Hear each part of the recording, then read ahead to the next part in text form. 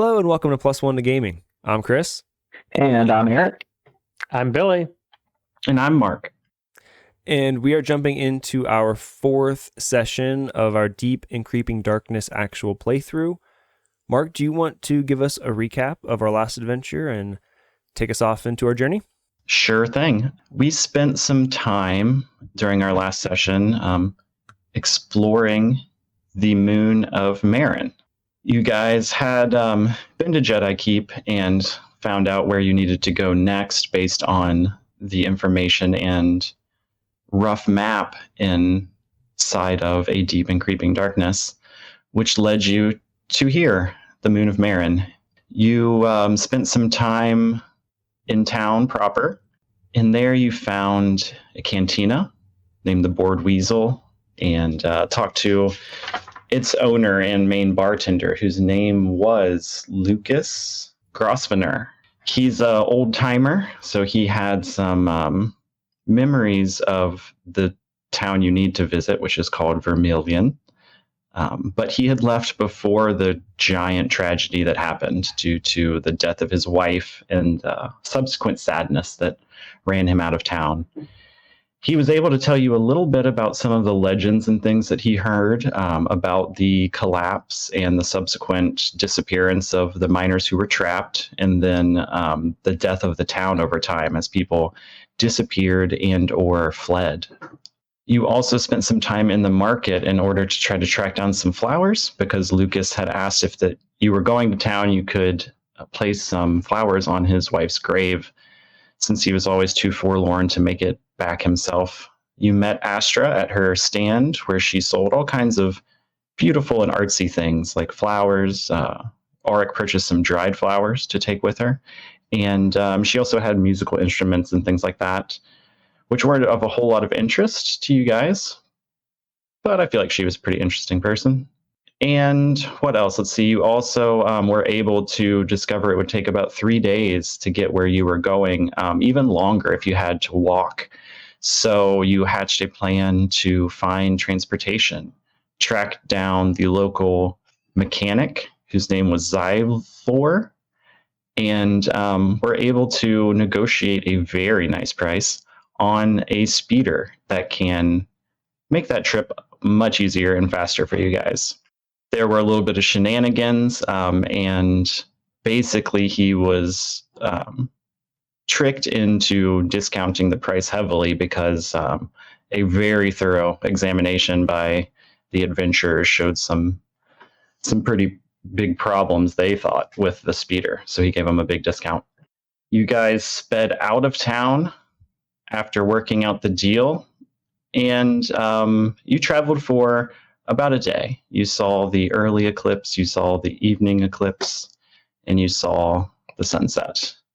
During that day of travel, you zipped past, probably within a half day of town, you zipped past a scene of some lizards, and it looked like there was a creature out there maybe trying to capture them.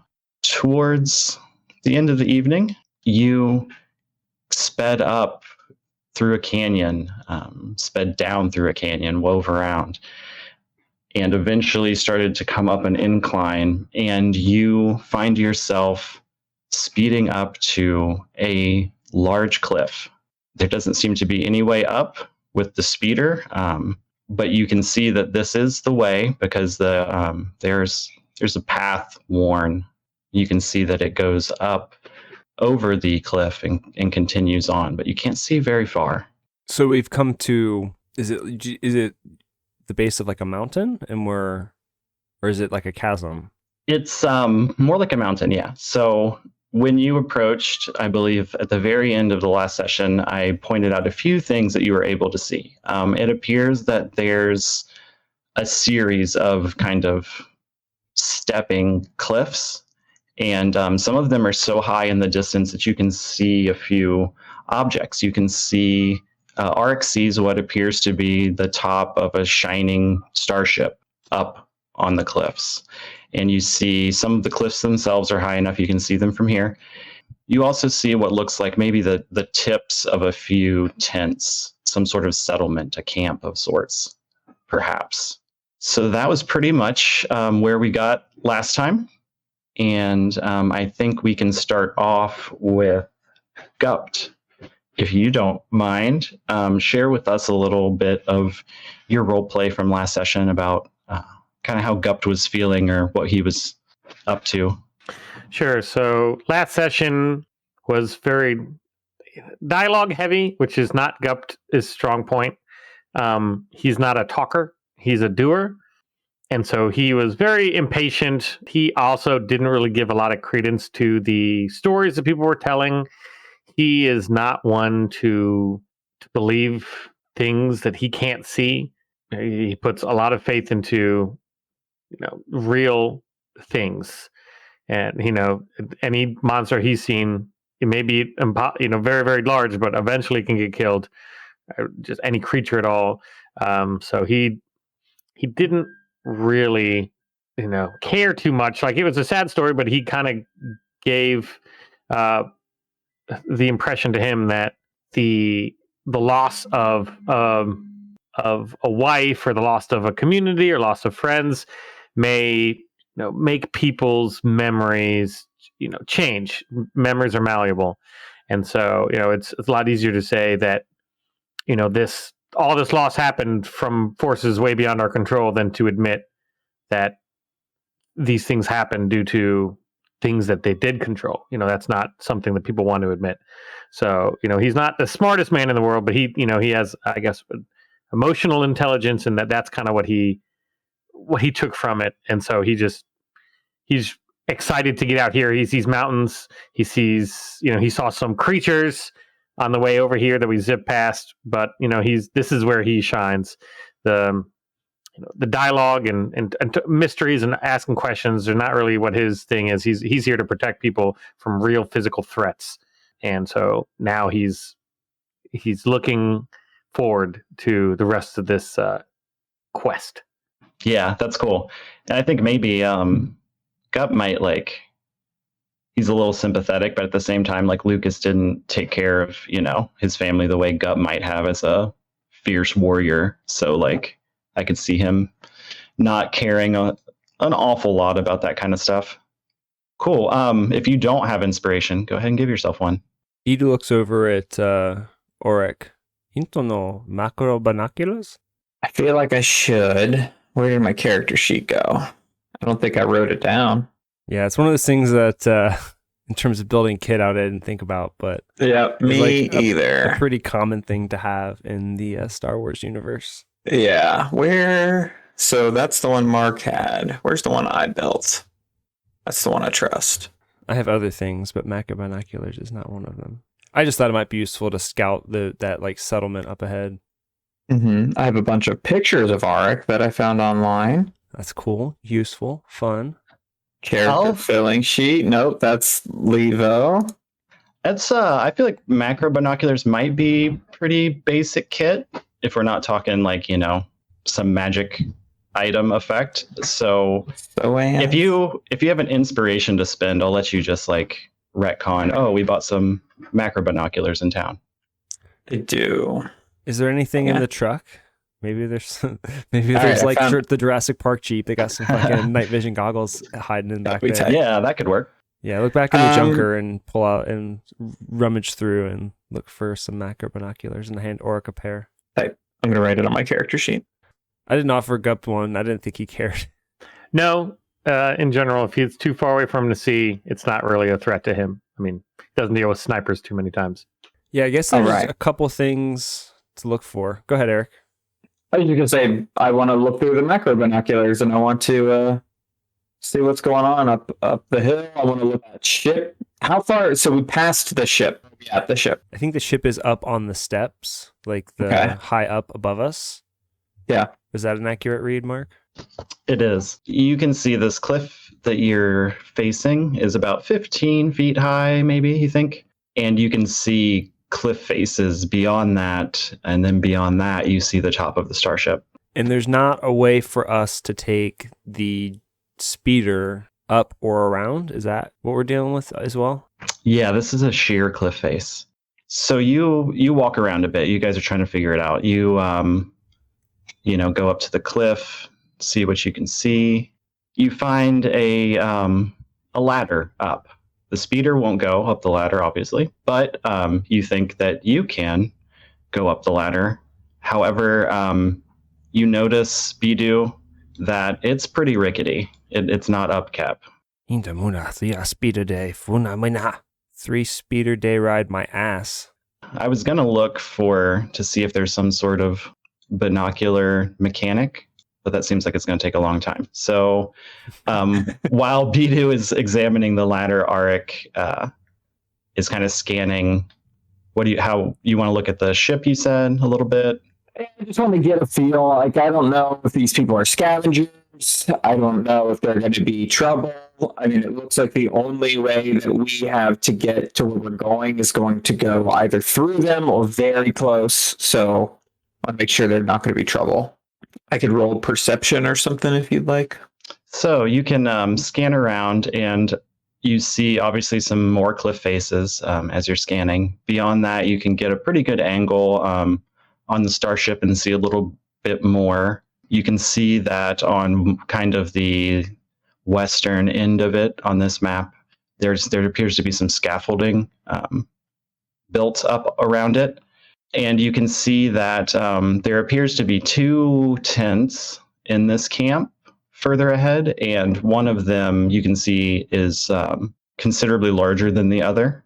Roll a perception check, Aurick. That's not good. Yeah, so you see about what I described already. And that is pretty much it. There's no way to go around this feature? No. Bill, did you get a whisper at all today yet? Yes, I did. Okay, just making sure it's working. I'm going to play with that a little bit more in these future sessions. Ooh. Cool. Yeah, I didn't know if you wanted me to respond, but I can later or whatever. But I think right now he's focusing on the mission at hand. Yeah, makes sense. Gubt, just to fill you guys in, Gupt, there was some downtime things for Gupt during your speeder ride yesterday. So you've examined the cliff. You found a kind of rickety ladder. You can see those things up ahead, and you hear kind of a howling, soft at first sound of wind kind of blowing through the canyon. It's coming down these cliff faces, and some rocks and pebbles start blowing off the tops of this cliff in front of you. Yeah, I didn't even see this on my map at all. Sorry, Gupt is going to, while they're discussing, Gupt's going to turn around, like mention to him to pause for a second, and he's going to go scout ahead at this rickety ladder. He's definitely the heaviest one, and so he's going to judge it based on his weight. How is he going to judge that ladder? He's just looking at it, or is he like climbing up on it to test it out? He's not going to climb up more than a couple steps. I mean, he's pretty confident if he needed to, he could probably climb up the cliff face. I mean, that's kind of what he does. So he's just seeing if it'd be better and safer for him. Like if there's any doubt that he can hold his weight, he's going to try to climb up the cliff face because that's actually safer than climbing up a shitty ladder. Roll me an investigation check. Dang. I mean, it's nat 20, but mine with a -1. Wow. I mean, that's still like a perfect. That's still a perfect roll, even though it's not a full 20. Yeah, that's a great roll. Hold on just a second. You know the make and model of this ladder, exactly where it was built, what store it was sold at, and that it has a recall based on safety. Yeah. Safety recall. Yeah, I mean, it doesn't really matter. I don't need to look it up. Yeah, so you examine the ladder. You maybe like put half your weight on one of the rungs near the bottom, just kind of like, this doesn't look quite right. You examine it, and you definitely do see that this is a rickety ass ladder. It's been here for a long time, and you can tell that if you were to put your big old Gamorrean body up that ladder, it's going to fall. If it does fall, you're worried that there could be like at the top where it's bolted in, could bring loose rocks or something else down on you.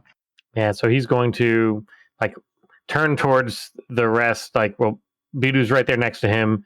He's going to like wave like a no with his hand, and then he's going to attempt to climb the the rock. I'm sure he has a rope. I didn't put it in there, but it's like a starting adventure gear. Yeah. So he's gonna Yeah. climb with the rope over his shoulder, and then for the guys to climb up.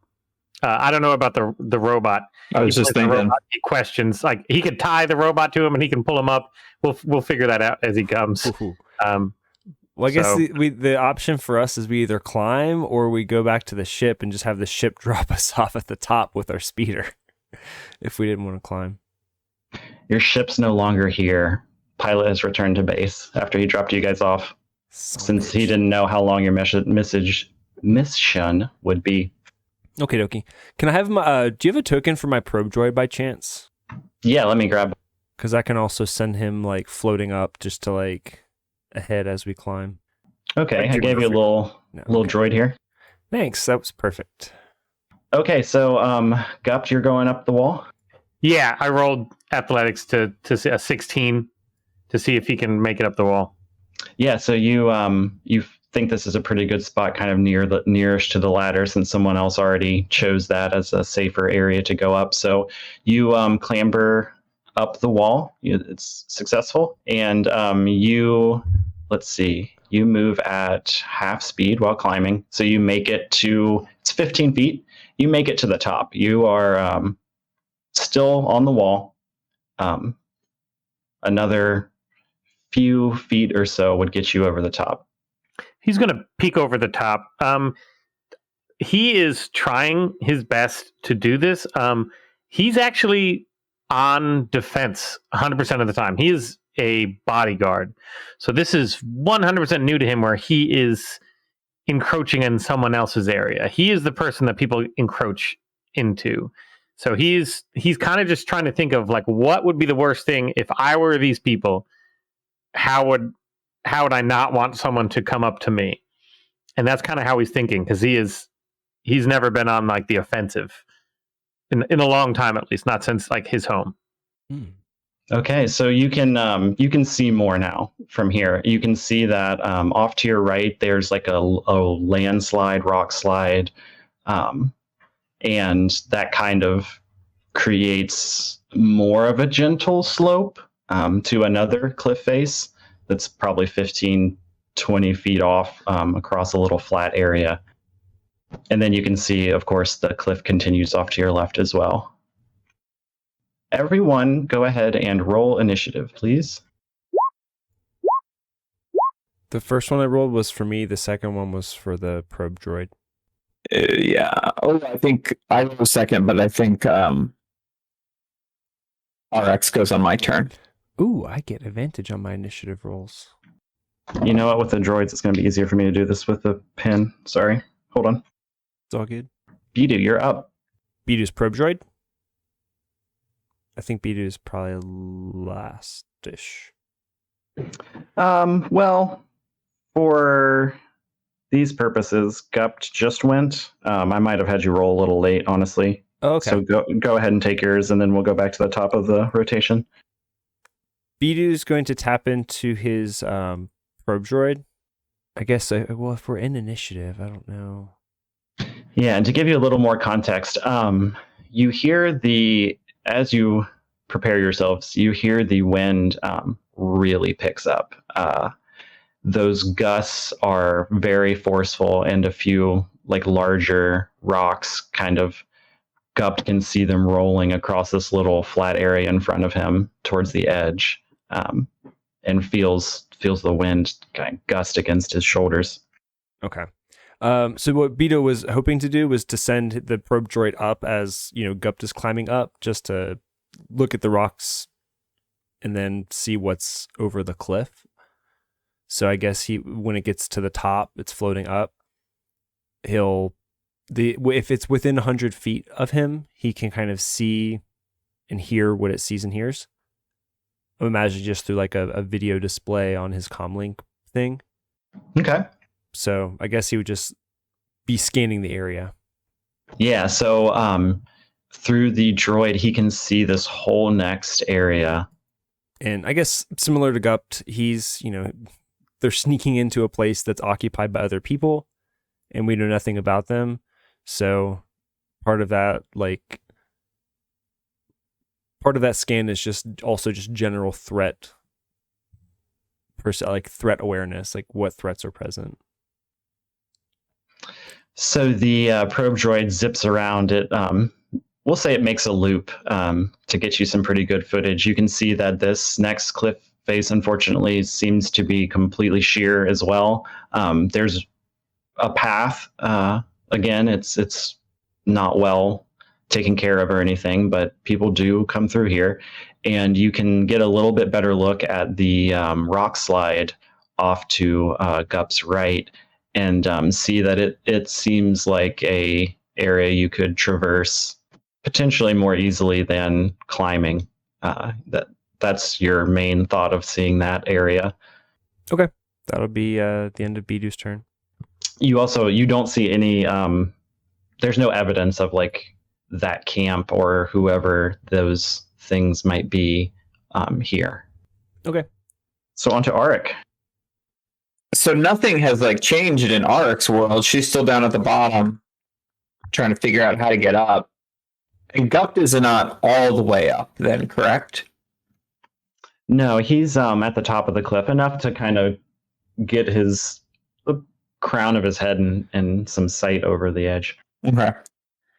So then she's watching everybody's back on this side, since they're kind of up there. She can't really see the top of the ridge the way that Gupt and Bidu's scan or probe droid can. Well, I guess Bidu gives like an all clear on the first level. Okay. So she's like got her back to them a little bit tight in, and she's watching the rear, and she has she wants to ready an action to fire if she sees something that she thinks is a threat. So she's going to ready an attack with her just standard blaster. Did you end up giving her magic boots of jetpack? Oh, yeah, I did. Boots? I did. I forgot about those. She probably still wants to do this, and then she could jetpack up. Yeah. I need to reread my character sheet. We've been doing so much role playing. We haven't been using like items and spells and stuff. Yeah. We're trying to remedy that. Okay, yeah. So she like pulls out her blaster, cycles it on, boom, gets ready, and that's all she wants to do. She'll have Aurick kind of be just a little bit away from her because she likes to use him to flank. Okie doke. So, Bidu's droid, I believe, rolled 17. So they would be next. And the droid is kind of, you see on the screen, it's a little shaky as the wind picks up. It's getting not the best, most stable footage in these high winds. Can I have it roll? Or not roll. I guess getting like wind atmospheric data and trying to understand how, should they be worried on these cliff faces about these winds. So Beta's going to have it start collecting some atmospheric data.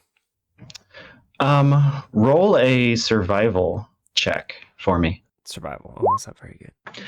You can see that this area is massively windswept. You get the impression based on these kind of two cliff faces you see so far that maybe this area was once a spillway of some sort. There might have been water or a waterfall here in the past, you think?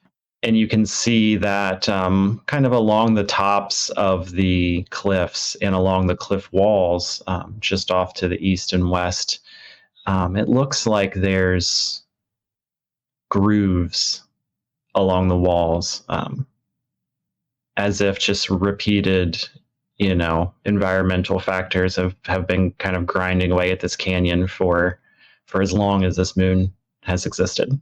Okay. Bidu just relays to the group via comms. Be careful. The winds are heavy. Stay close to the walls. Bidu's voice kind of trails off. You guys hear the beginning. You hear him say to be careful and to stay close, but the last bit of it is lost as you hear just a fantastic howl of wind come whipping through the canyon. The wind swirls around inside. It is strong. You feel it. Aurick kind of has to bend at the knees and lean into it to keep from being shifted off of her feet. Bidu's up against the rocks, kind of looking at his data pad. He feels it push him up against the rocks, although not very far because he's a little protected. And Gubt feels the full force of this wind catch him on his side and push him. And he makes a strength saving throw to cling desperately to the rocks. I'm going to use my inspiration. That was bad. Yeah, go for it. Tell us a little role play, like what's inspiring him to cling even harder. So he feels that burst of wind, and he tries to cling to the rocks, but he doesn't find any handhold. So like his survival instinct takes over, and he just immediately reaches for another handhold without even realizing what he's doing, just because he knows that, I mean, it's not gonna be deadly, but as his survival instinct takes over, to just try to not fall from this cliff. That's better. So you're clinging to the cliff. You start to lose a hand. You reach out, like you said, instinctually. You find a solid rock to hold on to and grab on to that one, but you can't quite hold. And the wind picks up and it starts to push. You feel your fingernails start to dig in, but the wind wins out, and you find yourself being pushed sideways towards the east. You lose your grip.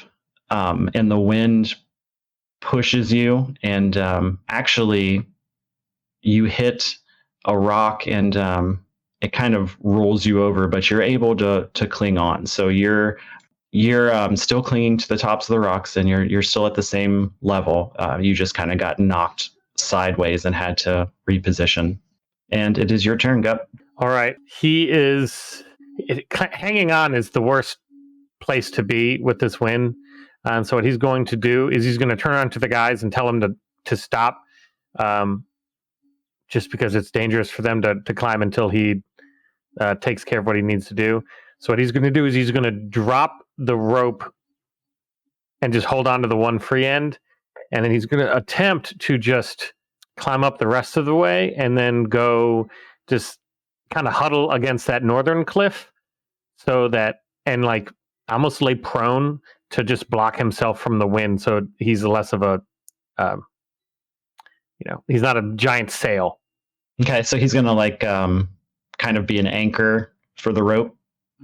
Yeah, so he's gonna hold on to the rope, and then he's moving up here, and he's going to lie prone, which I don't know if is there a thing for prone? We'll just say that's prone. So he's prone, and he has his rope going down there. But nice. But he's really they can use a rope if they want, but he's really just not trying to hang on to that cliff any more than he has to. And the best way is shield yourself from multiple directions as much as you can, and then lay down. That's his instinctual, thing to be less of a wind target. All right, cool. Smart move by the Gamorrean. Bidu, it's your turn. Bidu looks up at the wall and the rope and sighs. He's not an athletic Rhodian. He's not used to this climbing stuff. So he's also going to use his grappling hook to try and shoot a thing up. But he's also going to he wants to use both as extra security before he scurries up the wall. So he's doing Gupt's rope in one hand and his grappling hook rope in the other?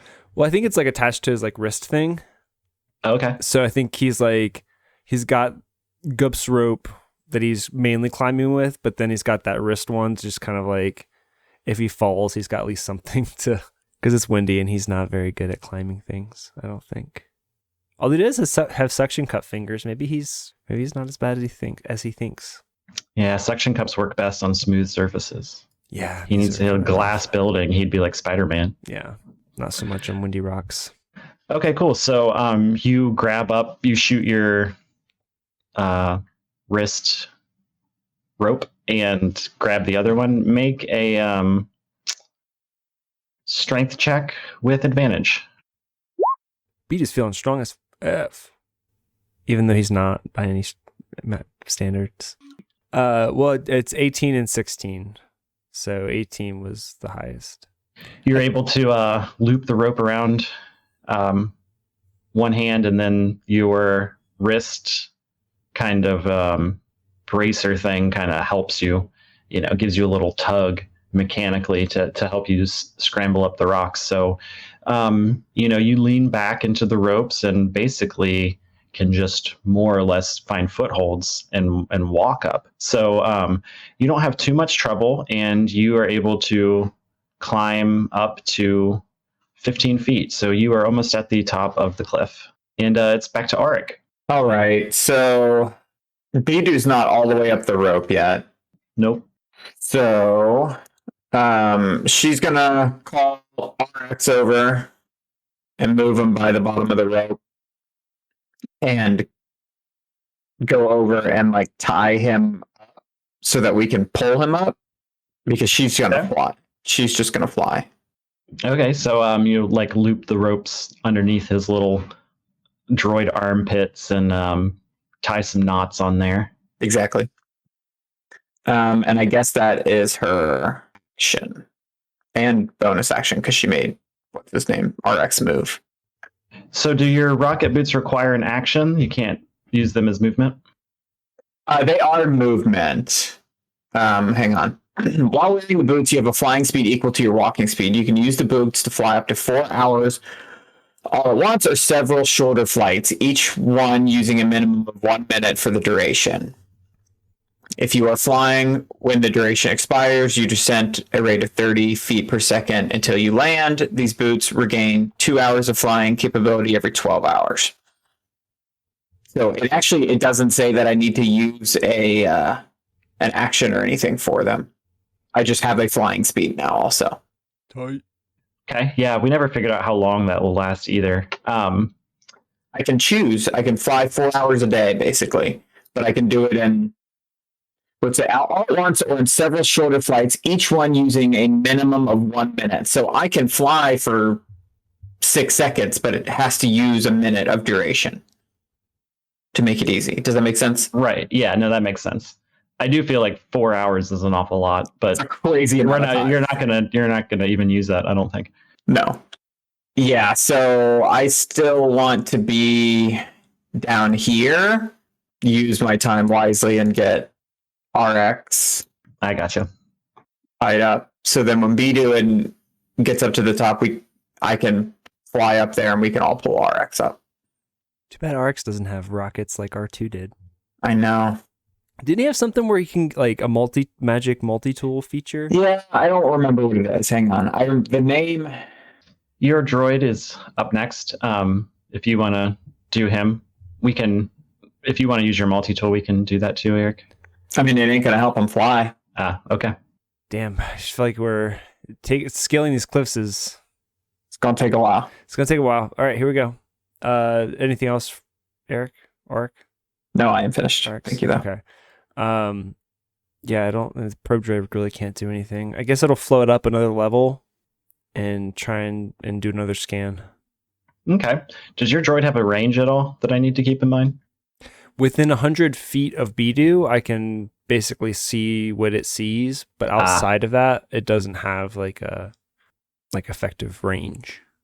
But there is a limit in terms of like my connection to it. Your droid is a familiar, correct? Yeah, it's technically a familiar. So the probe droid zips around. It can see another cliff face, unfortunately, in the distance. It can get a pretty good angle on the starship with the scaffolding built around it. There's definitely scaffolding and kind of a computer array, some tools and things laid around.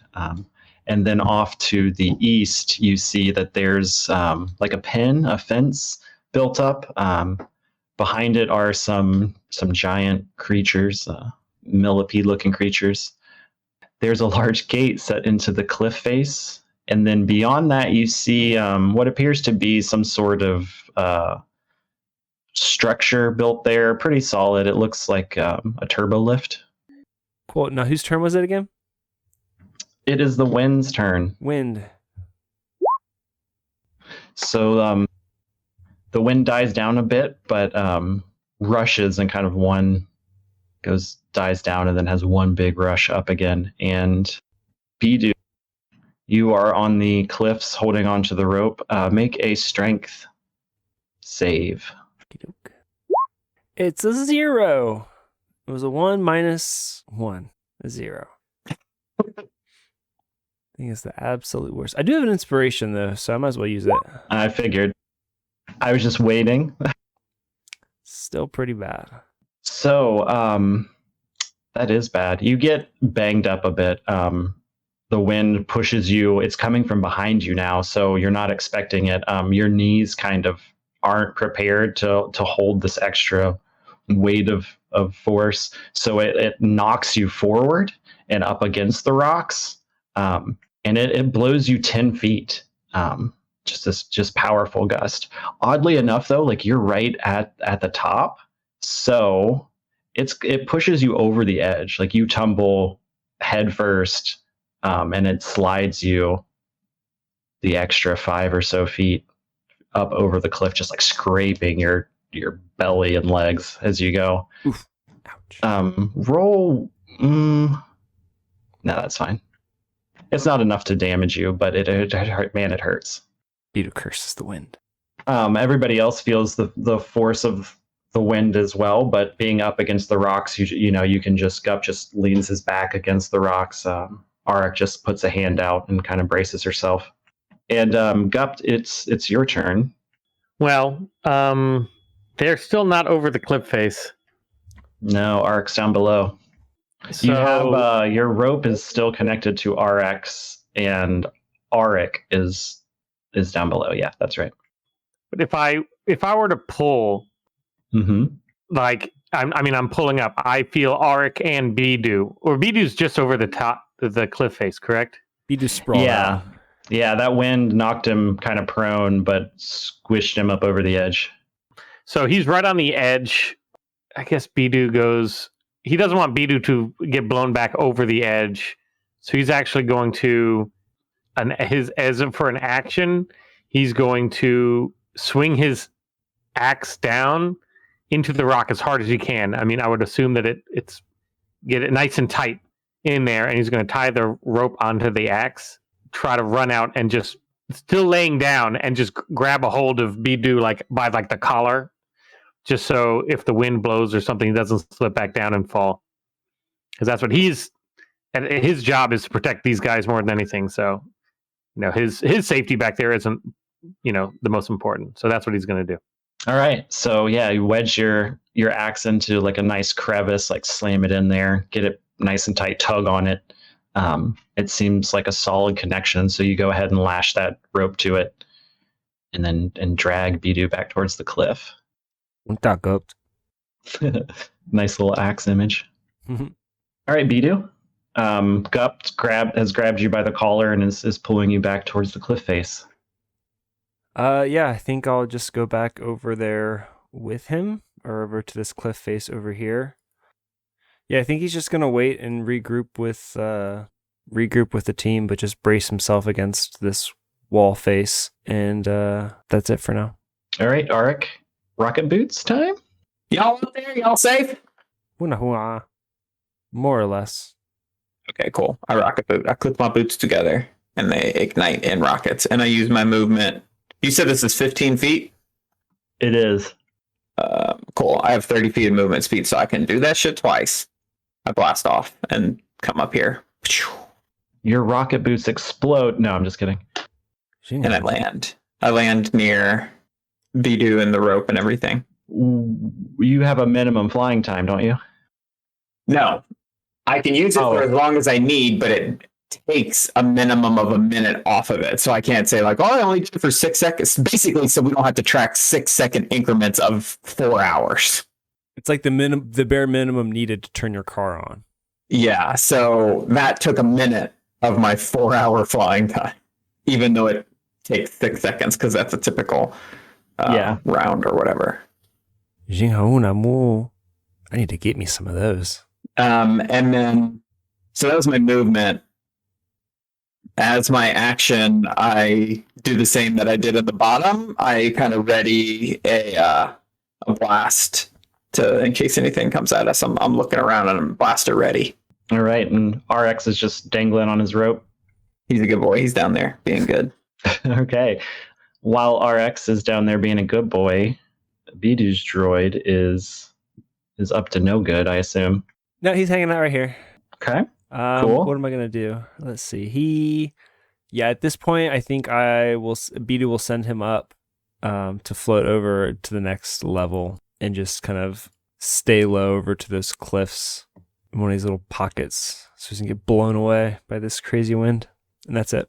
Another terrible howl of wind comes whipping up the canyon, harder than ever before. You can feel it ramping up as it comes towards you, almost like a wave. The wind's strong enough that it bangs RX against the rocks and pushes him too. And you see some slack come out of the rope as he kind of gets lifted up into the air, and then the slack comes back as he settles back down on the rope.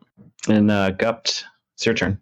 All right, so Gupt is going to grab his axe and the rope, and he's going to turn towards Aurick and nod, and he's going to prepare an action of pulling up the rope.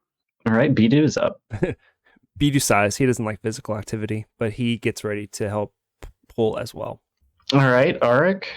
Yeah, she grabs the rope, and I think the three of us can have an easy time pulling him up. Yeah. We'll just even skip the group check on that because you would have advantage anyways, each of you, with the rope that you fashioned to him. So yeah, I mean, he bangs. You can hear some metal blink, blink, blink, blink, and some rocks falling, but you manage to pull RX up to you, and he chirps, spins his head, and then drives over to Aurick.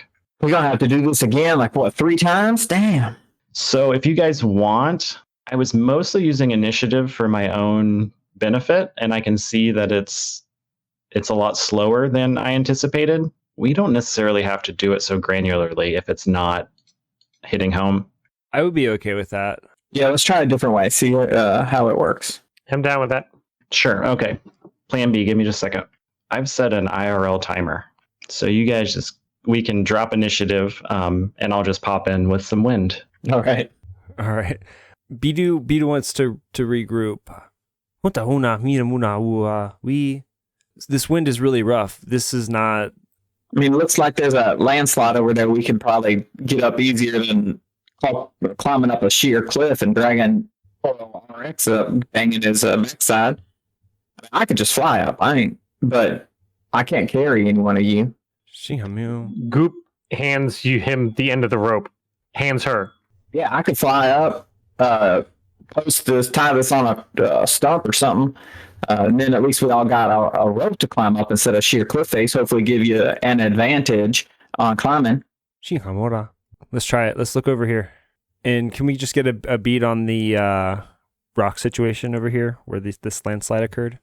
Yeah, so you see there's some tools and shovels and things like that. Like someone took an opportunity to sift through this material of a natural rock slide for some mining purposes, maybe to get some materials. But for the most part, it's a rock scramble up. It goes nearly to the top of this cliff, but this cliff is enormous. It scales up above you. The cliff face is maybe 50 feet tall or so, but these rocks make not a ramp per se, but a much easier time of it to go this way, you think? Gotcha. Kind of like when you're going out hiking and you see where it's like just gravel, steep gravel cliff. Mm-hmm. You could probably get up Yeah. it, but it would be very difficult. At least we've got. I know it. Yeah, there's loose rocks and gravel and boulders and everything that's kind of piled up into a rampish shape. So the cliffs that you saw when you came up, where Gupt had shoved his axe in, those are shorter. It seems where the path goes, it follows the lowest parts of the cliff. Those are probably, you think, about 20, 25 feet. Gup goes back over there after seeing that it's actually easier. Another thing that I should mention, now that I'm looking at my notes, is that this 50 foot tall rock scramble, you can walk up it. You're confident that you won't, have to be on all fours climbing to make your way up there. So it's not, But it looks like terrain. it is difficult terrain, but you can So- walk. If it's a 50-foot, Billy, you're gonna have to answer this question probably. If it's a 50-foot cliff face, these things don't go all the way to the. Are we gonna have the Pythagorean theorem this thing? How long is this ramp? 55 feet. So it's at least two. Be like 2 turns trying to get up it. But if it's difficult terrain, it could be more. Yeah, well, 2 full move actions basically, Yeah, because you'll. 15 feet. I think everybody has at least 30 feet of movement. 30 Yeah, if feet. it's difficult terrain, you only get half of that, right? Yeah, but then you can double move. Oh yeah, You can dash. dash. Quit moving me. Who moved me? Wasn't me. The wind moved you. Oh shit! No. Actually, you can. I believe you can sprint in a straight line. So if it's a straight line, you can run 4 times your speed. 4 It's times. dash, correct? No, dash is different than. I've never heard the term sprint used. Yeah, I've never heard the sprint mechanic. Maybe I'm thinking of a different game.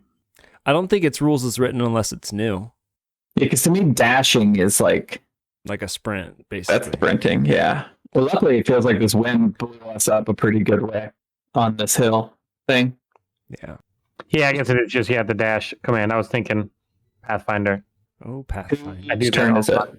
I think we're not You're doing not the an initiative, initiative. thing, but Oh yeah. I guess there was like a wind thing, so I didn't know if it blew us around or. Yeah, there was a big old gust of wind. Everybody tripped kind of over themselves and stumbled about 10 feet to the east. Should we try this way? Bidu points at the ramp. Looks like the best way we got. Let's get at it. Hoo-ah. After you. Gup's going to grab his rope and he's going to tie each of us together like a mountain climber. So if one of us falls, he doesn't fall all the way down 50. Oh, Mm. smart. If it's Gupt that falls, he does pull us all down. Yeah, but Or if he RX. hardly lose. Yeah, Yeah. he's fine with that. All right. So we try to get up this thing. Who's first? Gupt? Are you our anchor? Traditionally, if you're binding yourselves together to climb a mountain, your uphill person is the anchor. 'Cause Yeah, of that's right. gravity. Yeah, that makes sense. I feel like it'd be Gupt, RX, Bidu, because Aurick can fly, right? Or is she going to fly, or is she climbing up with us? I think she's going to climb with you. What a good team member. Yeah, she can do more good walking. Bidu would So- have flown and left your asses down there. I'm not sure if it matters, but you guys can move as far as your slowest person in difficult terrain, which is probably 15 feet. Yeah, RX has a speed of 40 even. He technically has a climb speed of 40, but I don't know how to make that work with a little astromech. He's got treads. He's got he could have tread. Yeah. And those little astromech units are really ruggedly made. They have to survive space. This is no joke. Uh-huh. No joke in So yeah, I space. imagine it's 15 feet. All right, let's do it. Okay. If you didn't notice, I got a little height tracker along the side. We tie ourselves together. Apologies for the granularity of this. I'm now realizing. Okay. So you guys, so you're all lashed together and you are trudging up in the marching order that I've already forgotten you made out for yourselves. Bidu up front? Or I'm sorry. Anything else? Gupt up front, RX second, Aurick, and then Bidu. Okay. So we're going up. There's rocks kind of skittering out from under your feet. Every once in a while, you might hit a loose one and slip a little bit. But overall, everything's pretty much working out. You get to, a part where there's kind of another bend in the safest, what appears to be the safest route, and you go that way. Move another 15 or 20, 30 feet or so. It's a little bit easier on this part, maybe. And we get to the top and we made it, and it's really great, and nobody got hurt. I love it up here. Hooray! You do, in fact. Oh, awesome. You get up the rock scramble, and Bidu, you're impressed because as you came up to that little place at the end of the rope, you noticed that if Gubt had maybe gone to the left instead of the right, there appears to be a really loose pile of gravel that no one noticed except you, that would have sent a... Oh no. More wind. Fuck. Since that wind chimes gravel up. right into our eyes. So, yeah, you see that if anyone had probably stepped on that part of gravel, you calculate that it would have let loose, and there would have been a giant boulder perched up ahead that probably would have crushed all of you. So you're like, oh, good thing we missed that. Shinhaura Muna. Always take the path of least resistance. You're kind of bragging to the guys about, how you noticed that or whatever, telling them that you did a good job. And you can hear on the wind, which has died down some, you can hear some voices. 2 voices. Bidu takes a moment to listen. He holds his finger up to Aurick and Gupt. You hear, and he says, I told you, we gotta get it. It's gotta get fixed so we can get out of here. And I mean, it's not that I don't appreciate it. It's just we gotta keep working on it. Well, I do all that I can, and we'll figure it out. Yes. So you hear just kind of some general conversation, talking about a project they're working on or something. Bidu looks over his shoulder at the what looks to be like spaceship in repair, and looks back over to Aurick and Gupt and lets them know that it seems like there's people here trying to fix their starship above us. Do they sound hostile? How does one sound hostile? I don't know. Sometimes you can just hear it in their voice. No, they seem more concerned about fixing something. So here's the thing. I don't want to sneak up on these folks either way. If they are hostile, I guess we want to sneak up on them, but I'd rather just avoid them. And if they aren't hostile, I don't want to spook them into being hostile by climbing a cliff that they didn't think anybody was going to climb up and come up behind them. Sure. What would you suggest? Well, I don't know. I'm just trying to talk it through. We got some scorpion things, centipede things on our east, a dilapidated spaceship on our northwest. But we're just trying to head north up over this ridge. And that's where you heard the voices from? Bodai. Yes. Bidu can also hear just kind of some clanks that sound to him just like maybe cooking sounds, some crunching and munching.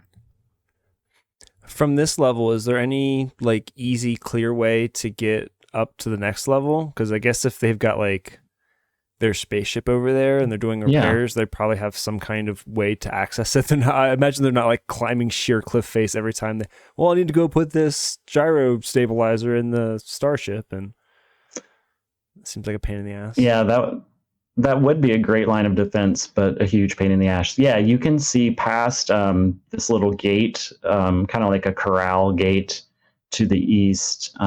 You see the millipedes kind of over in that area, and then past that you see what appears to be a turbo lift.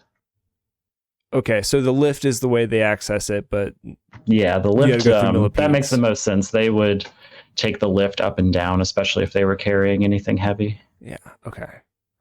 Ona zinga burawu ora. I mean, we could just walk up and say hello and see what happens, and then Bidu points at the millipedes. Is this a fence between us and the millipedes?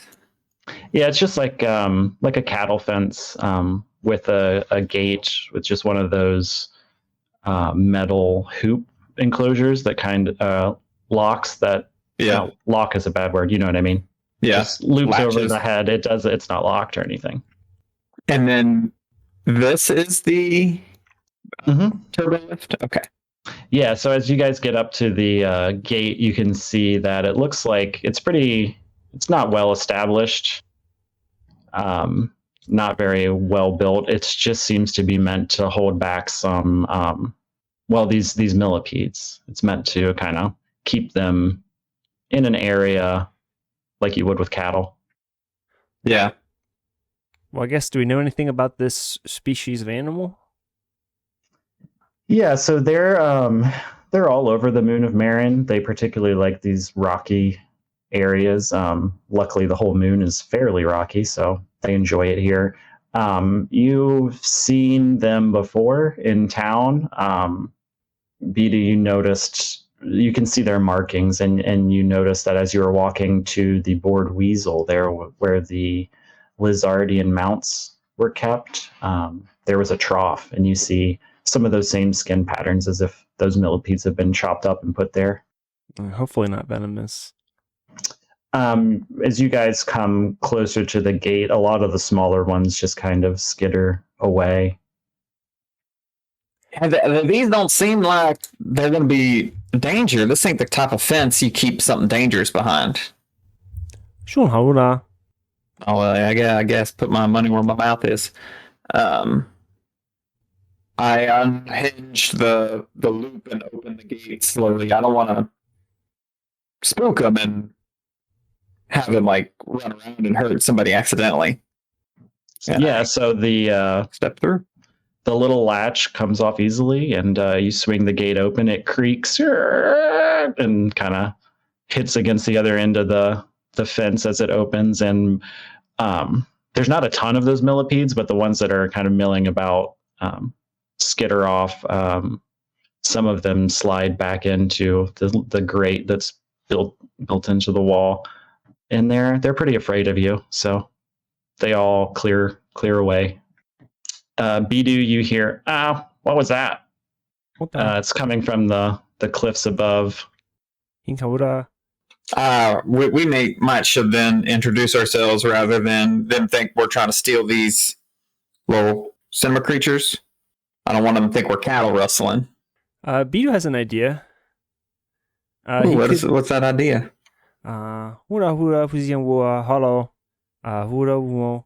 I could send up my little hollow projector, and we could just, from down here safely say hello, and then not put our lives at risk. That's as good as idea as any. I was just going to yell. Junto. Send them up. Yep. So Bidu has like his like hollow projector, and he'll send it up there and kind of do that like selfie mode thing where the three of us have that projection that pops up. Kind of like a Ring doorbell in front of them. The projector clicks on. I'm assuming you can see through the eyes of the projections as well. And you see a little small green man, and he's kind of walking towards the edge of the cliffs. And when the projection clips on, he like jumps out of his skin. What? What? Oh, Jesus. Well, that's okay. I told you I heard something, Ita. What is this? He kind of cocks his head sideways, like leans forward and squints, like, what the hell? And he slowly walks up to the projector and the droid. Hello? Bidu nudges Aurick and whispers, Hura fuziwa. Hi, y'all. We didn't mean to intrude on your little camp up here, but we're trying to get on the other side of this mountain, and we thought this was the best way to get up at it. We didn't want to startle y'all. Sorry if we did. Can we use y'all's elevators? It's really hard to climb these rocks. Good gracious, what is this?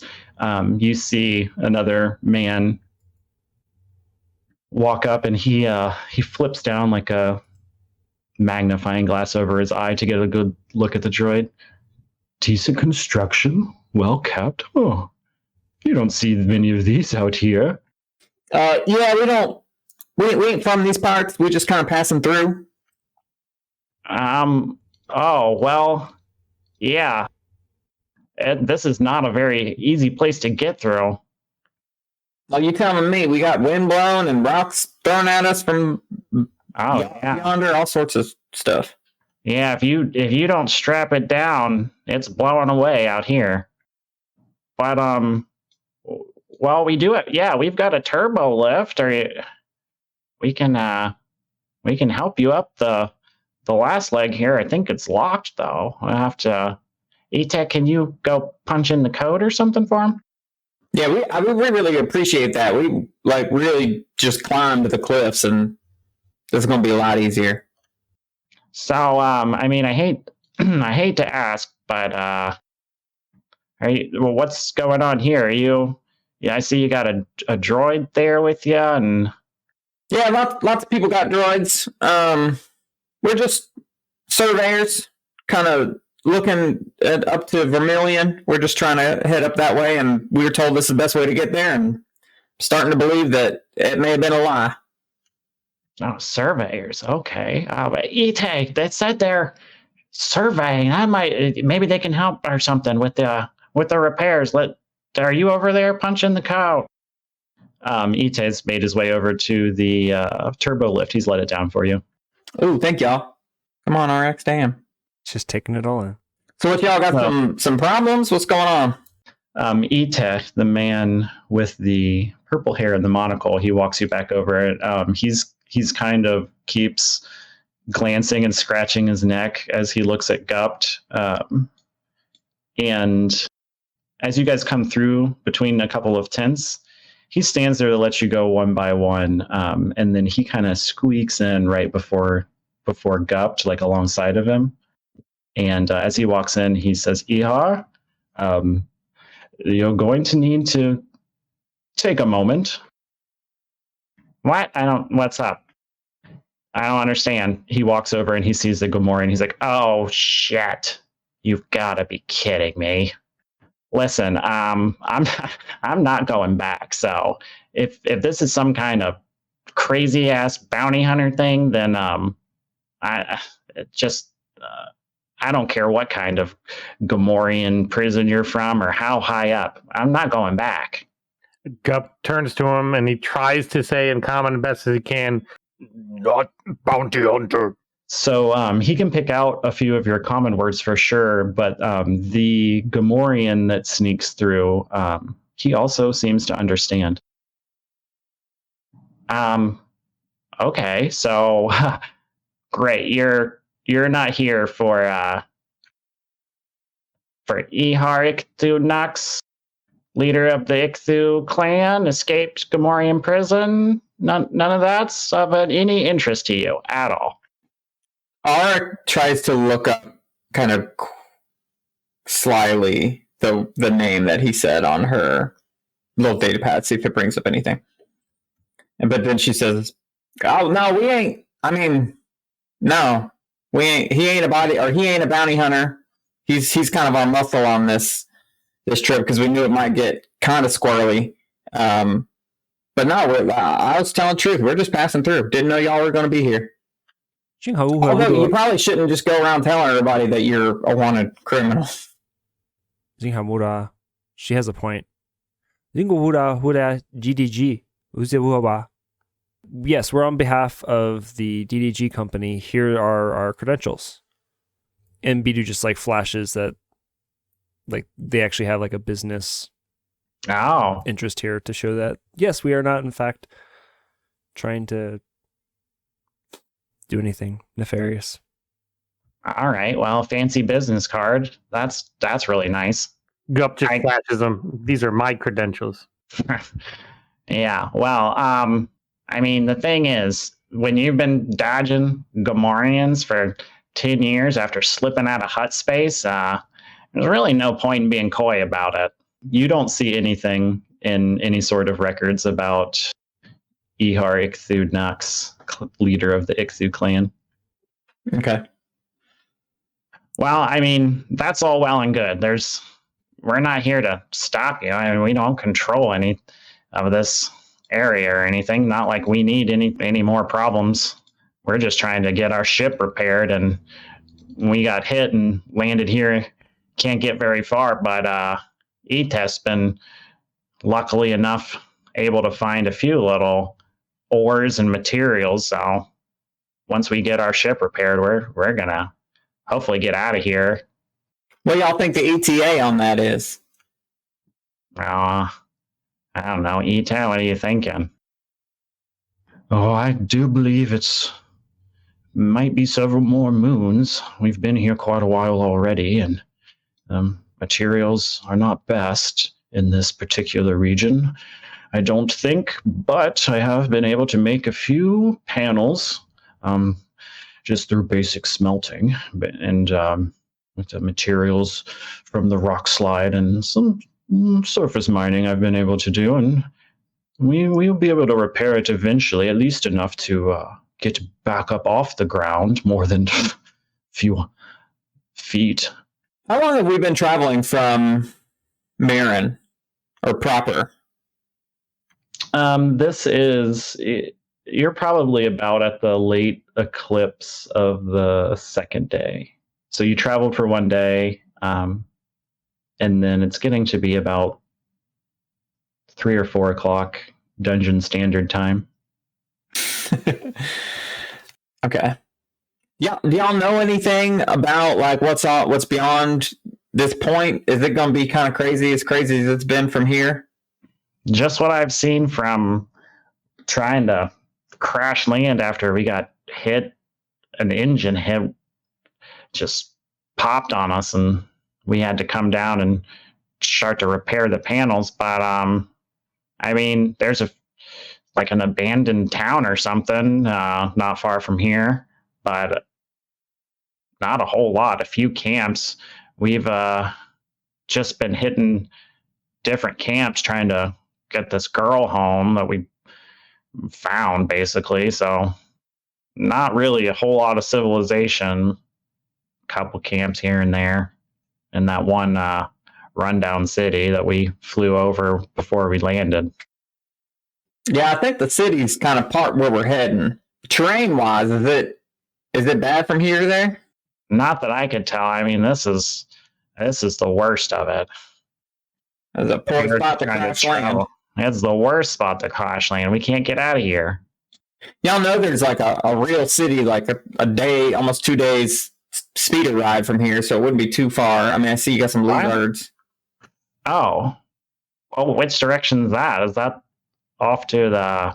It depends on what map you're looking at, apparently. Yeah, the maps in this. They're upside down. Awful. I mean, I would say the map I'm looking at is east, but I've heard west. So whichever way is heading away from the mountains. I don't know if y'all's moon is upside down or what. Yeah, we with a few more adjustments, I may be able to get the tenebrescence up at least high enough that we could see in that direction. Perhaps not over all of the mountains, but if there's a town that way, they must have come from somewhere, and that could be very well where we need to head next. Yeah, no, that's really great news. Thanks. No, we hadn't made it to any actual cities yet or anything like that. Just these camps all over. No, yeah, we came from that way. It's a small town, but it's pretty nice. And there's a mechanic there. He might have whatever you need to fix y'all's ship. But I mean, it ain't. I don't know if y'all got credits, and I ain't trying to rob you or nothing. Asking people in the wilderness if they got credits can get weird, but it's definitely a safer place to hole up than up here. Yeah, but just be careful talking to the mechanic and hang on to your credits. Oh yeah, he's shifty. Oh man, credits. Yeah, you want to talk about credits? I'll talk about credits all day long, all night long. through eclipses, sunrises. Nothing like credits, man. That's kind of what got me into trouble originally. Ended up, serving time. Just for the love of credits, we'll say. For the love of credits. I love credits enough that most people kind of hate Gamorreans. I learned that they can have their benefits. They love gambling just as much as I do. So spending time in prison, believe it or not, I made a few bucks here and there. Well, nice. It's starting to get dark, and I don't know. Let me get a sidebar with my compatriots real quick. If you guys you can hang out in the tent and talk. We're gonna finish up our meal over here by the campfire, but stay as long as you need. Thank you. Do y'all want to stay here overnight? I mean, these people seem nice, but maybe a little shifty. But I think we can. I ain't really worried about them. They all look a little small. Or you want to head another hour up this thing and camp somewhere else? No. It's the small ones you have to watch out for. Zoda vida wura. I'm okay staying tonight as long as we watch each other's backs. Thankfully, we've got droids. Gubt, how you feeling about potentially staying the night here? I know you don't necessarily trust him, and I don't blame you. How you feel about holding up here before we head out tomorrow? He doesn't see these guys super as a threat. They're all rather small and kind of nerdy. That's maybe just due to his ignorance. But if we have something that we can sleep with, like the droids acting as lookouts, he's fine with that. I mean, because if we go out somewhere else, they already know we're here. So if we walk an hour away, if they really want to rob us and kill us, they can do that also.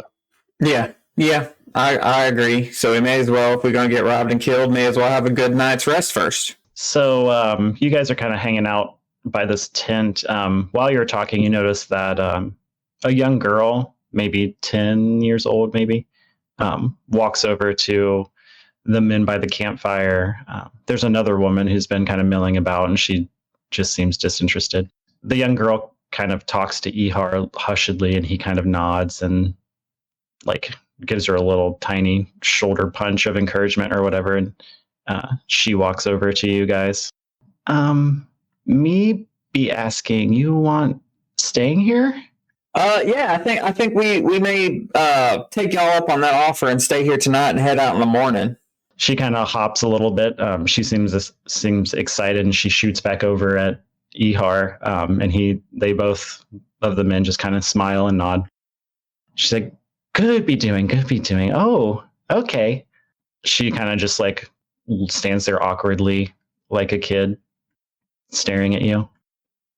So what's up, little girl? Not much be doing. You be adventuring. We not see many people. Yeah, I can imagine. Stuck up here in this cliff face, not a lot of neighbors. So I heard them say that they are you the one that they found? They're trying to track down where you from? Yeah. So you've been from this area then, right? Always been, yeah. I can show you tent mine over here. You sleep in here? She's gonna walk you guys over to a place and show you where you can hang out while she's talking. Cool. Is it been lost being quite time? Ihar been finding, but we not find any place for me to be staying. But keep looking once ship be fixed. Yeah. I mean that town down yonder might be a good place to ask around, see if anybody knows your parents or. Yes, excited being for the new town. We go there next, Ihar say, once we repair. So exciting. So what's your name, little girl? Me, Inopi being. Inopi? Yeah. Well, nice to meet you, Inopi. My name's Aurick. Yeah, nice to be meeting. I'd be adventure someday too, like you. Yeah, it ain't all it's cracked up to be. But it gets you out in the world. Or the galaxy. It gets you out in the galaxy. Yeah, I'd be writing stories of adventures, but none of my own. I can tell you them though. Inopi, Ihar kind of calls on. Let them let them see to their business. She's like, oh, gotta be going. And she like rolls her eyes and walks back over to the campfire. Sorry about that. She can go. Don't let her get into her stories. It takes forever. And I'm pretty sure she just makes them up as she goes along. Y'all want to go hang out by the campfire and not be weird and sit in this tent alone? Yeah, that's fine. Yeah, I mean, you guys can do whatever you want. It's, you've decided to stay. They've welcomed you into the camp. You've got a little spot set up, and can do whatever you'd like. But if you are ready to round out for the day, we can also do that, and you guys just can maybe role play a little bit of setting up camp. You don't have to set up a whole lot or anything, but yeah, I think we're probably I'm close to wrapping up at least. Yeah. Likewise. So like if you're gonna, get ready to clock out for the night, the Inopi goes to bed first, and Etek goes and kind of tucks her in. The woman who hasn't spoken to you stays in the tent with her as well. Etek and Ihar kind of talk about the ship and random things. Ihar tries earnestly to get everyone to gamble all night, and then they get up and we're headed off to sleep and gotta get back up, and we're gonna try a new once over of the ship in the morning, I guess. Yes, I know. You don't have to remind me twice. Their voices kind of drift off as they go in, and you see them sheath off their, equipment, hang it up, and turn in. You guys, I've always wondered this. When you stop for the day, do you just sleep in your armor? Like, we never do camp making. What does an adventurer do? So I believe normally, first of all, normally, like you said, we don't do it. But I think a lot of times people will take their armor off. Like, I played one game where we talked, like we hung out at camp and like, so what do you do? And like the paladin was like, I clean my armor, I fix any like little chips or like chinks in my chainmail, that kind of like, people have like projects they do around basically the campfire while they're getting ready. While, there's nothing to do. But metagame wise, a lot of people just sleep in their armor in case there's like a random encounter at night. Mm-hmm. You don't have to take a minute to put your armor on. But also, like, I guess if I was out, I don't know, maybe Billy has a better perspective of this, but like, if I'm out in the field on a mission, you want to be kind of action ready. Like especially if you're in you're in a hostile environment. Yeah, for sure. I think that I would say it depends on the armor. Like leather armor, it shouldn't be that hard for you to sleep in. But like if you're wearing like big heavy metal armor, like there actually is things about sleeping in armor. Like you get half the rest. Like, It's not comfortable. If there's a mechanic in there somewhere where like if you sleep in your armor, you're not as effective at resting. Like, especially if your armor has millions of needles. Yeah, that's what I'm wondering about. It's prickling you constantly to keep your mind sharp. Yeah, no, I would take off my armor if I'm like, his armor's nice, but he could fight it. He'll fight naked. He's a barbarian. I mean, Bidu is basically, his armor is more like digital, like a field. So for him, he's basically just wearing his clothes. Yeah, her armor is mostly, she wears it constantly, so it's not like uncomfortable. So she would probably sleep in hers also. Cool, fun. Just curious. I started thinking about those little prickly needles the other day, and I was like, I forgot about that. How's he gonna sleep in that? That'd be annoying. Yeah, so I mean, these guys have gone to bed, and if you guys want to do any other kind of housekeeping stuff, we're good. I want to rob them. I was curious about the little Gerblin looking guy. Does he play Sabak at all? Probably. He probably would. Yeah, I was curious if you wanted to play a game of Sabacc because I was wanting to pry for more information. I think it was interesting that Aurick didn't find anything, and Bidu's wanted, but nobody else. He doesn't flaunt that fact around. He tries to keep that secret, so he just kind of is like interested, but also, Yeah. if Bidu's hard on cash because he is a wanted fugitive, like he knows a bounty hunter, a good one. Ihar hears the slap of shuffling Sabacc cards and his head pops out of the tent. He doesn't even have his glasses on, so he's squinting really hard.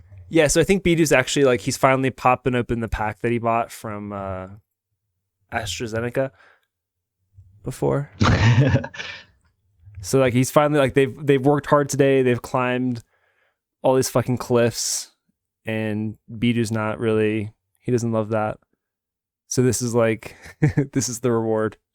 Oh, are we gaming, my friends? Ihar puts his glasses on and he doesn't grab all his gear, but he grabs his jacket and throws it on and comes back to the fire pit. I myself, believe it or not, Mr. Pig Tusks, prefer Gamorrean battle dice. I don't know, but we can throw some Sabacc if you want to try it out. Careful what you say about my friend. He is not the most forgiving Gamorrean. Oh man, you'd be surprised. Some of these guys are laid back. You get to know them a little bit, shoot some dice, like spend 10 or 15 years in a, prison. You get to know some people, and I got it. I got a personality the Gamorreans are drawn to. Hunta huma Gubt. Hura got battle dice. Ihar he'll make some really bad attempts at like to snort in Gamorrean, but you can understand that he challenges you, but in kind of a playful, bantery way. A prisoner might tease a guard. Like I can get one over on a guy like you, I bet. If you just want to let me borrow those dice, I can prove it. Gupt comes around and he turns to what's his name? I immediately forgot. Ihar. Yeah, he turns to Ihar. He actually has like a gaming set in his pocket that he pulls out, and he's not really into a lot of fun and games and downtime, but this is one thing that he does actually like doing. He takes the challenge. He understands the challenge is playful, and he snorts and laughs a little bit at his bad translation, but he takes it as him trying to be kind of friendly, but he still is looking at this guy because he is an unknown wanted criminal, and he'll play, but he's still on his guard as he's trying to do anything sneaky, because that's the one thing that Gamorreans are very, very direct. So nobody cheats in their games. So, but he knows that other people playing the Gamorrean games tend to cheat a little bit more. Bidu is an avid cheater and is always actively looking for other cheaters as well. Because like a cheater knows a cheat, but Bidu cheats all the time. Ihar reaches into his jacket. He pulls out a mat, a gaming mat, and slaps it down like he's just always got it in there. He's just ready to gamble at any point.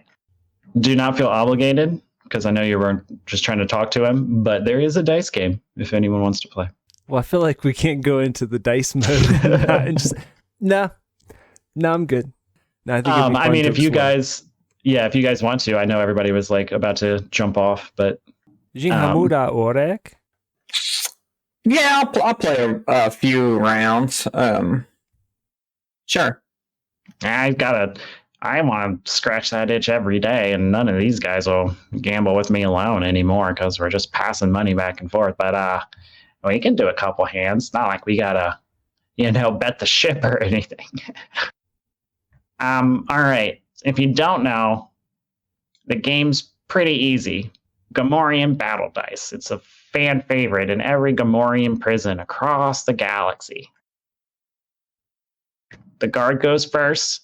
and he rolls 1d6 5 times, and he gets to bet, and everybody else rolls the same, and they can bet to either stay or raise it or just give up.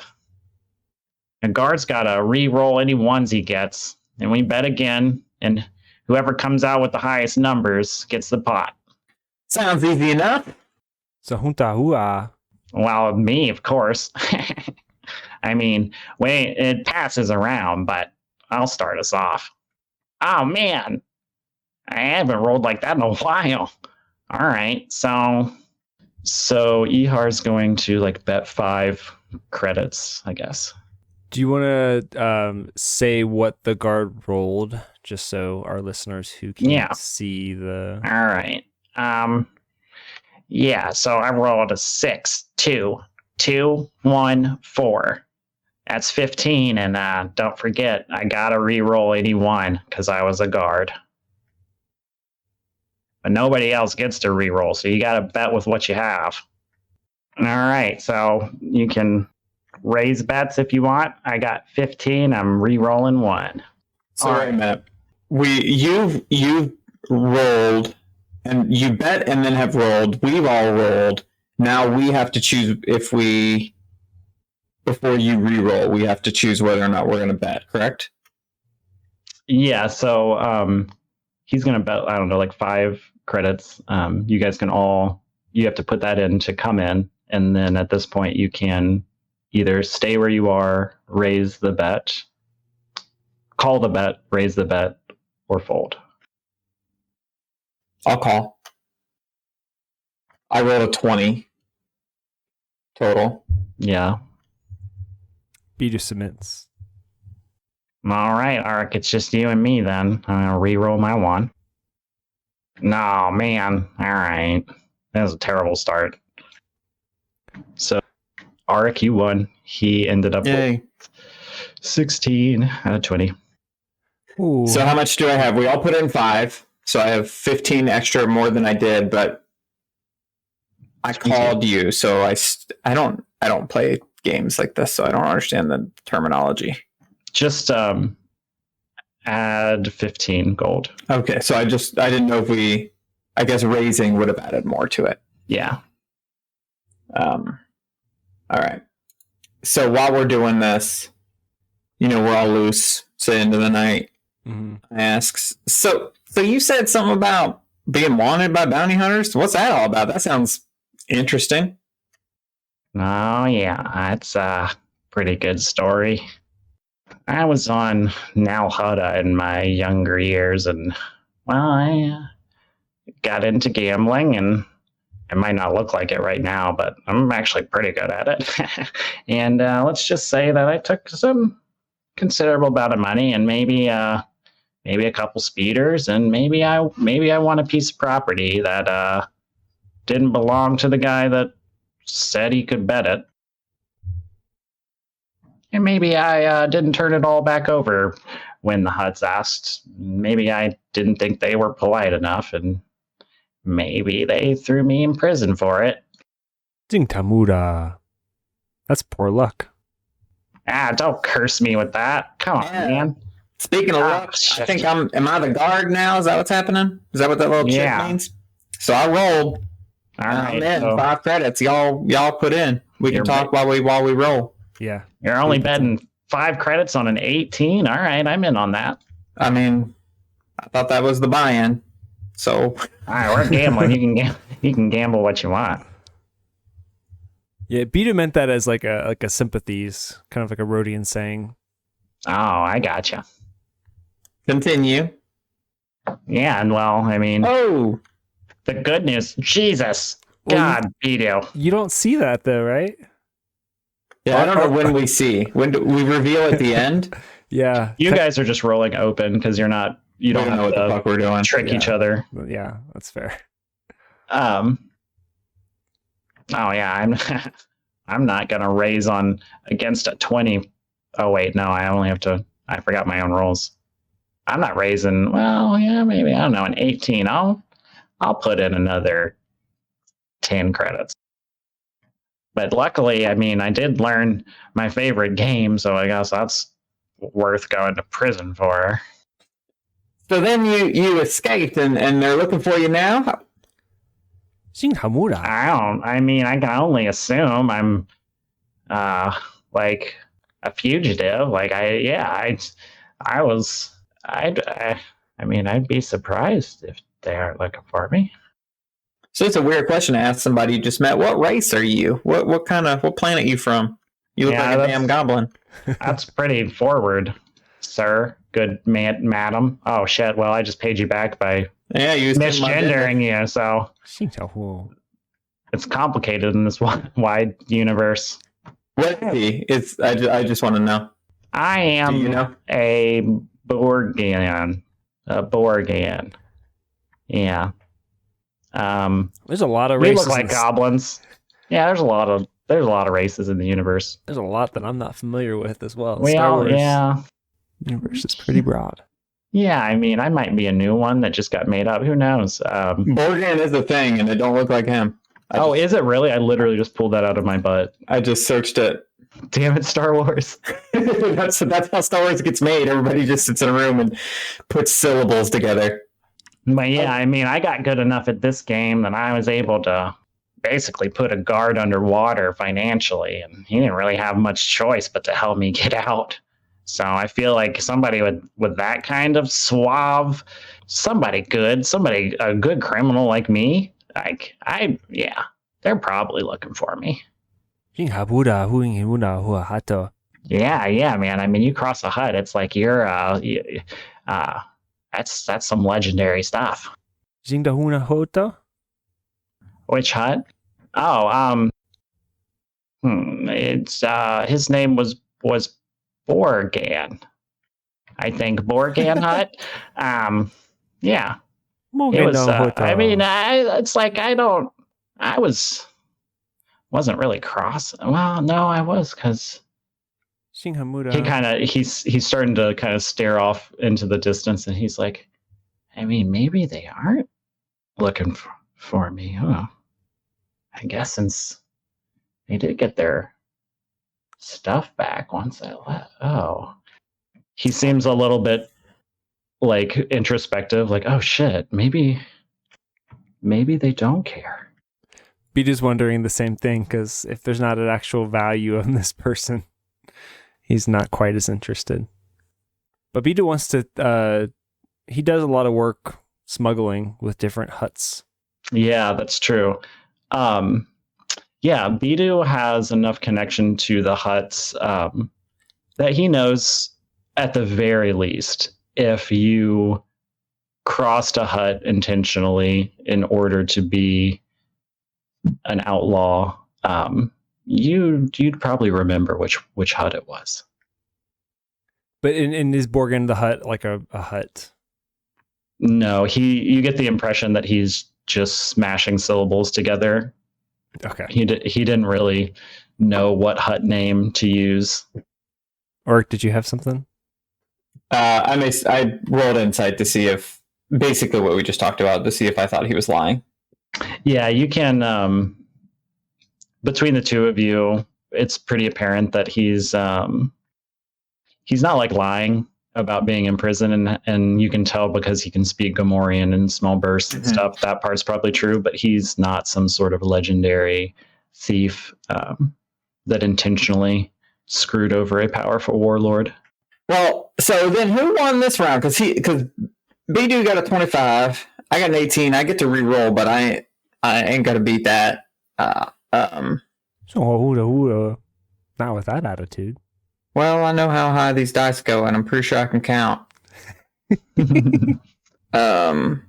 then, Ihar, you raise. Why would you have done that? Ow. The luck of the dice? Because you haven't rolled yet? I don't see your roll in here. I got a 17. Oh. Man. Oh, there we go. It says Mark. It does. I was looking for Ihar. Yeah, well, you bested me. All right, here you go. He flips you his 10 credits. Well, all right. Maybe we can play again in the morning or something. Yeah, anytime you want. I mean, I'll try it out as long as you got the credits, I should say. As he gathers all of his credit chips. All right. Take your winnings and leave. That's how it works. The good thing about prison is at least everybody's locked in there, so the game never really ends. He rolls up his mat and then tucks it back away. Gives the dice back to Gupt. Gupt thanks him, just nods, and he kind of offhandedly remarks, "Well, every person who's ever crossed a hut that I've known has been dead, so consider yourself lucky."